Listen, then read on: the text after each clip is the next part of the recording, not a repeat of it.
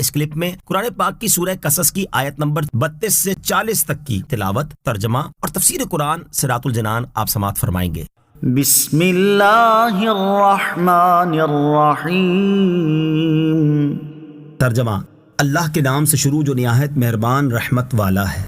اسلک یدک فی جیبک تخرج بیضاء من غیر سوء واضمم الیک جناحک من الرہب فذانک برہانان من ربک الی فرعون وملئہ انہم کانوا قوما فاسقین۔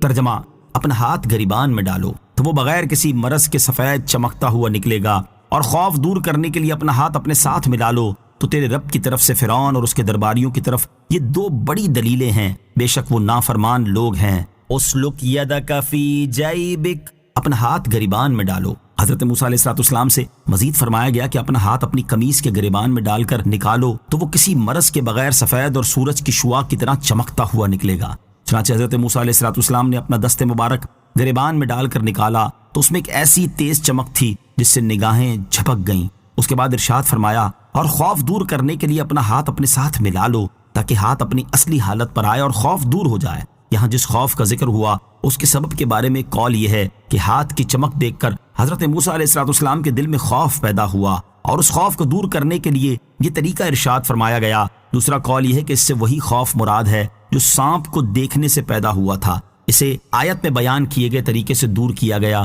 پھر ارشاد فرمایا کہ عصا اور روشن ہاتھ تیرے رب عز و جل کی طرف سے فرعون اور اس کے درباریوں کی طرف تمہاری رسالت کی دو بڑی دلیلیں ہیں، بے شک وہ نافرمان لوگ ہیں اور وہ ظلم و سرکشی کی حد پار کر چکے ہیں۔ قال رب انی قتلت منهم نفسا فأخاف ان يقتلون وأخي هارون هو أفصح مني لسانا فأرسله معي يرد أن يصدقني إني أخاف أن يكذبون۔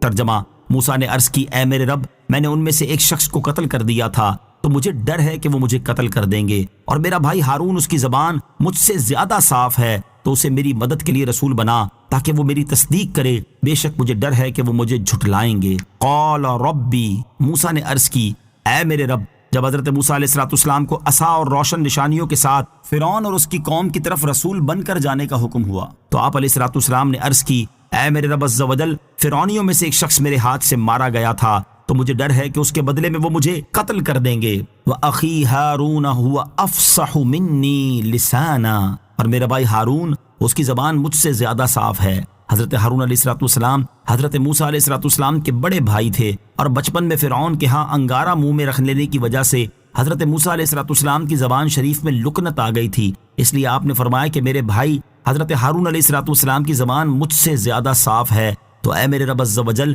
اسے میری مدد کے لیے فرعون اور اس کی قوم کی طرف رسول بنا کر بھیج تاکہ وہ حق بات کو مزید واضح کر کے اور حق کے دلائل بیان کر کے میری تصدیق کرے، بے شک مجھے ڈر ہے کہ فرعون اور اس کی قوم کے لوگ مجھے جھٹلائیں گے اور میری دعوت کو قبول نہیں کریں گے۔ سید المرسلین علیہ السلام کی فصاحت، اس آیت میں حضرت ہارون علیہ السلام کی فصاحت اور زبان کی صفائی کا ذکر ہوا، اگرچہ اس سے مراد زبان میں لکنت نہ ہونا اور صحیح بات کرنا ہے، لیکن لفظ فصاحت کی مناسبت سے یہاں تاجدار رسالت علیہ السلام کی زبان اقدس کی فصاحت کا بیان کیا جاتا ہے۔ چنانچہ علامہ عبدالحق محدث دہلوی رحمۃ اللہ تعالی فرماتے ہیں، حضور علیہ السلام کی زبان مبارک کی فصاحت، کلام میں جامع الفاظ، انوکھا اظہار بیان، حیرت انگیز احکامات اور فیصلے اتنے زیادہ ہیں کہ شاید ہی کوئی غور و فکر کرنے والا شخص ان کا احاطہ کر سکے۔ آپ علیہ السلام کے اوصاف کا بیان اور ان کے بیان کا زبان کے ساتھ اظہار ممکن ہی نہیں ہے، کیونکہ اللہ تعالیٰ نے پیارے آقا علیہ السلام سے زیادہ فصیح اور شیریں بیان دوسرا پیدا ہی نہیں فرمایا۔ ایک مرتبہ حضرت عمر بن خطاب نے عرض کی، یا رسول اللہ صلی اللہ علیہ وسلم، نہ تو آپ کہیں باہر تشریف لے گئے اور نہ آپ نے لوگوں میں نشست و برخاست رکھی، پھر آپ ایسی فصاحت کہاں سے لائے ہیں؟ آپ علیہ الصلوۃ والسلام نے ارشاد فرمایا، حضرت اسماعیل علیہ الصلوۃ والسلام کی لغت اور اصطلاح جو ناپید اور فنا ہو چکی تھی اسے حضرت جبرائیل علیہ الصلوۃ والسلام میرے پاس لے کر آئے، اسے میں نے یاد کر لیا ہے۔ نیز آپ علیہ الصلوۃ والسلام نے ارشاد فرمایا، میرے رب عز و جل نے مجھے ادب سکھایا تو میرے ادب کو بہت اچھا کر دیا۔ عربیت کا وہ علم جو عربی زبان اور اس کی فصاحت و بلاغت سے تعلق رکھتا ہے اسے ادب کہتے ہیں۔ اور علامہ عبد المصطفیٰ اعظمی رحمۃ اللہ تعالی فرماتے ہیں، آپ علیہ الصلوۃ والسلام کی زبان اقدس وحی الہی کی ترجمان اور سرچشمۂ آیات و مخزن معجزات ہے۔ اس کی فصاحت و بلاغت اس قدر حد اعجاز کو پہنچی ہوئی ہے کہ بڑے بڑے فصحاء و بلغاء آپ کے کلام کو سن کر دنگ رہ جاتے تھے۔ اعلیٰ حضرت امام احمد رضا خان علیہ رحمۃ الرحمان فرماتے ہیں، تیرے آگے یوں ہیں دبے لچے فصحاء عرب کے بڑے بڑے، کوئی جانے منہ میں زبان نہیں بلکہ جسم میں جان نہیں۔ آپ علیہ الصلوۃ والسلام کی مقدس زبان کی حکمرانی اور شان کا یہ اعجاز تھا کہ زبان سے جو فرما دیا وہ ایک آن میں معجزہ بن کر عالم وجود میں آ گیا۔ اعلیٰ حضرت علیہ رحمۃ الرحمان فرماتے ہیں، وہ زبان جس کو سب کن کی کنجی کہیں، اس کی نافذ حکومت پہ لاکھوں سلام، اس کی پیاری فصاحت پہ بے حد درود، اس کی دلکش بلاغت پہ لاکھوں۔ قال سنشد عضدك بأخيك ونجعل لكما سلطانا فلا يصلون إليكما بآياتنا أنتما ومن اتبعكما الغالبون۔ ترجمہ، اللہ نے فرمایا، ان قریب ہم تیرے بازو کو تیرے بھائی کے ذریعے قوت دیں گے اور تم دونوں کو غلبہ عطا فرمائیں گے، تو وہ ہماری نشانیوں کے سبب تم دونوں کا کچھ نقصان نہ کر سکیں گے، تم دونوں اور تمہاری پیروی کرنے والے غالب آئیں گے۔ قال سنشد عضدك بأخيك، فرمایا ان قریب ہم تیرے بازو کو تیرے بھائی کے ذریعے قوت دیں گے۔ اللہ تعالیٰ نے حضرت موسیٰ علیہ الصلوۃ والسلام کی دعا قبول فرمائی اور ان سے ارشاد فرمایا، ہم تیرے بھائی کے ذریعے تمہیں قوت دیں گے اور تمہاری مدد کریں گے، اور ہم تم دونوں کو غلبہ و تسلط عطا فرمائیں گے اور دشمنوں کے دلوں میں تمہاری ہیبت بٹھا دیں گے، لہٰذا تم فرعون اور اس کی قوم کے پاس جاؤ، وہ لوگ ہماری نشانیوں کے سبب تم دونوں کا کچھ نقصان نہ کر سکیں گے، بلکہ تم دونوں اور تمہاری پیروی کرنے والے ہی ان پر غالب آئیں گے۔ فلما جاءهم موسى بآياتنا بينات قالوا ما هذا إلا سحر مفترى قالوا ما هذا إلا سحر مفترى وما سمعنا بهذا في آبائنا الأولين۔ ترجمہ، پھر جب موسیٰ ان کے پاس ہماری روشن نشانیاں لے کر آئے تو فرعونیوں نے کہا، یہ تو صرف ایک بناوٹی جادو ہے اور ہم نے اپنے اگلے باپ داداؤں میں یہ بات کبھی نہیں سنی۔ فلما جاءهم موسیٰ بآیاتنا، پھر جب موسیٰ ان کے پاس ہماری روشن نشانیاں لے کر آئے۔ ارشاد فرمایا کہ جب حضرت موسیٰ علیہ الصلوۃ والسلام فرعون اور اس کی قوم کے پاس ہماری روشن نشانیاں لے کر آئے تو ان نشانیوں کا مشاہدہ کرنے کے بعد ان لوگوں نے کہا، یہ تو صرف ایک بناوٹی جادو ہے۔ ان بد نصیبوں نے معجزات کا انکار کر دیا اور ان کو جادو بتا دیا، اور ان کی اس بات کا مطلب یہ تھا کہ جس طرح جادو کی تمام اقسام باطل ہوتی ہیں اسی طرح معاذ اللہ یہ معجزات بھی ہیں۔ فرعونیوں نے مزید یہ کہا کہ جو دعوت آپ ہمیں دے رہے ہیں وہ ایسی نئی ہے کہ ہمارے آباء و اجداد میں بھی ایسی نہیں سنی گئی تھی۔ وقال موسى ربي أعلم بمن جاء بالهدى من عنده ومن تكون له عاقبة الدار إنه لا يفلح الظالمون۔ ترجمہ، اور موسیٰ نے فرمایا، میرا رب خوب جانتا ہے جو اس کے پاس سے ہدایت لائے اور جس کے لیے آخرت کے گھر کا اچھا انجام ہوگا، بے شک ظالم کامیاب نہیں ہوں گے۔ وقال موسیٰ، اور موسیٰ نے فرمایا، حضرت موسیٰ علیہ السلام نے ان کے جواب میں ارشاد فرمایا کہ میرا رب عز و جل اسے خوب جانتا ہے جو ہم میں سے حق پر ہے اور جسے اللہ تعالیٰ نے نبوت کے ساتھ سرفراز فرمایا ہے، اور اسے بھی خوب جانتا ہے جس کے لیے آخرت کا گھر ہوگا اور وہ وہاں کی نعمتوں اور رحمتوں کے ساتھ نوازا جائے گا۔ اگر تمہارے گمان کے مطابق میرے دکھائے ہوئے معجزات جادو ہیں اور میں نے انہیں اللہ تعالیٰ کی طرف منسوب کر کے جھوٹ بولا ہے تو اللہ تعالیٰ مجھے یہ کبھی عطا نہ فرماتا، کیونکہ وہ غنی اور حکمت والا ہے۔ اور اس کی یہ شان نہیں کہ وہ کسی جھوٹے اور جادوگر کو رسول بنا کر بھیجے۔ بے شک کفر کر کے اپنی جانوں پر ظلم کرنے والے کامیاب نہیں ہوں گے، اور کافروں کو آخرت کی کامیابی میسر نہیں۔ وقال فرعون يا أيها الملأ ما علمت لكم من إله غيري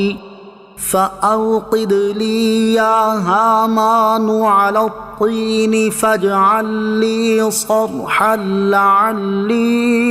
أطلع إلى إله موسى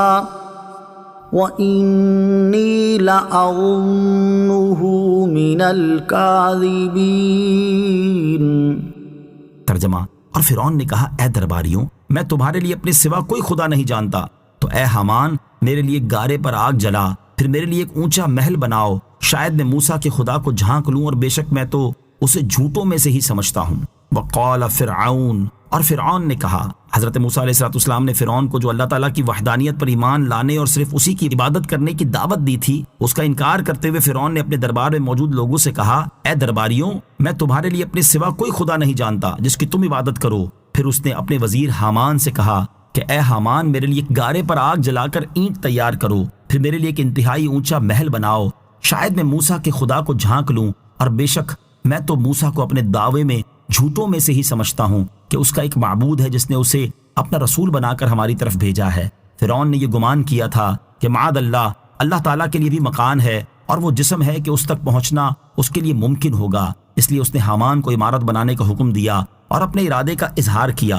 چنانچہ حامان نے فرعون کے حکم پر عمل کرنے کے لیے ہزارہا کاریگر اور مزدور جمع کیے، اینٹیں بنوائیں اور تعمیراتی سامان جمع کر کے اتنی بلند عمارت بنوائی کہ دنیا میں اس کے برابر کوئی عمارت بلند نہ تھی۔ کہتے ہیں کہ دنیا میں سب سے پہلے اینٹ بنانے والا حامان ہے، یہ صنعت اس سے پہلے نہ تھی۔ واستكبر هو وجنوده في الأرض بغير الحق وظنوا أنهم إلينا لا يرجعون فأخذناه وجنوده فنبذناهم في اليم فانظر كيف كان عاقبة الظالمين۔ ترجمہ، اور اس نے اور اس کے لشکریوں نے زمین میں بے جا تکبر کیا، اور وہ سمجھے کہ انہیں ہماری طرف پھرنا نہیں، تو ہم نے اسے اور اس کے لشکر کو پکڑ کر دریا میں پھینک دیا، تو دیکھو ظالموں کا کیسا انجام ہوا۔ وَاسْتَكْبَرَ هُوَ وَجُنُودُهُ فِي الْأَرْضِ، اور اس نے اور اس کے لشکریوں نے زمین میں تکبر کیا۔ اس آیت اور اس کے بعد والی آیت کا خلاصہ یہ ہے کہ فرعون اور اس کے لشکریوں نے مصر کی زمین میں بے جا تکبر کیا اور حق کو نہ مانا اور باطل پر رہے، اور وہ یہ سمجھ بیٹھے کہ انہیں اپنے اعمال کے حساب اور ان کی جزا کے لیے ہماری طرف لوٹ کر نہیں آنا، تو ہم نے فرعون اور اس کے لشکر کو پکڑ کر دریا میں پھینک دیا اور وہ سب غرق ہو گئے۔ تو اے قرآن پڑھنے والوں، دیکھو ظالموں کا کیسا انجام ہوا اور ان کے دردناک انجام سے عبرت حاصل کرو۔ یہ وہ بنیادی مقصد ہے جس کے لیے سارا واقعہ بیان کیا گیا کہ گزشتہ قوموں کے واقعات اور ان کے عروج و زوال سے عبرت حاصل کی جائے اور اپنی حالت کو سدھارا جائے۔ افسوس، فی زمانہ لوگ اس مقصد سے انتہائی غفلت کا شکار ہیں اور سابقہ قوموں کی عملی حالت اور ان کے عبرتناک انجام سے نصیحت حاصل نہیں کرتے۔ اللہ تعالیٰ انہیں عقل سلیم عطا فرمائے۔